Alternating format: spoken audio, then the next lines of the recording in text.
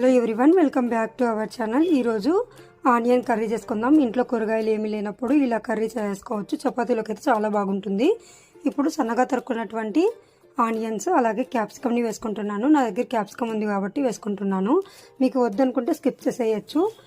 ఇప్పుడు ఇవన్నీ కూడా పొడవుగా కట్ చేసుకొని పక్కన పెట్టేసుకోవాలి. ఇప్పుడు ఇందులోకే వేయించుకున్నటువంటి పల్లీలను కూడా వేసుకొని బాగా కలుపుకోవాలి. ఇప్పుడు 2 టేబుల్ స్పూన్స్ దాకా కారంని యాడ్ చేసుకుందాం.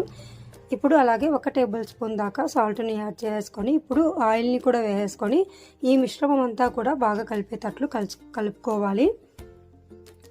ఇప్పుడు ఒక ప్యాన్ పెట్టి అందులోకి ఆయిల్ వేసి ఆవాలు, జీలకర్ర అలాగే కరివేపాకు, సన్నగా తరుక్కున్నటువంటి వెల్లుల్లిపాయలను కూడా వేసుకొని బాగా ఫ్రై చేసుకోవాలి.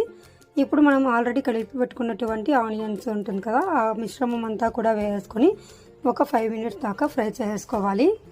ఇప్పుడు కొంచెం పసుపును కూడా యాడ్ చేసుకొని ఫ్రై చేసుకుందాం. ఇప్పుడు 1 టేబుల్ స్పూన్ దాకా శనగపిండిని కూడా యాడ్ చేసుకొని బాగా కలుపుకోవాలి. ఇప్పుడు 1 కప్పు దాకా కర్డ్ని యాడ్ చేసుకొని బాగా కలుపుకోవాలి. ఇప్పుడు కొంచెం నేను వాటర్ అనేది వేసుకుంటున్నాను. కొంచెం గట్టిగా ఉంది కదా, కొంచెం లిక్విడ్గా కావాలని. చూడండి, ఇలా బాగా ఉడుకుతున్నప్పుడు కొంచెం కొత్తిమీరను కూడా యాడ్ చేసుకొని బాగా ఒక 5 మినిట్స్ ఉడికించుకుంటే సరిపోతుంది. చూడండి, ఇలా ఆయిల్ పైకి తేలేటప్పుడు మన కర్రీ అయితే రెడీ అయిపోయినట్టు. అంతే అండి, ఆనియన్ కర్రీ అయితే రెడీ అయిపోయింది.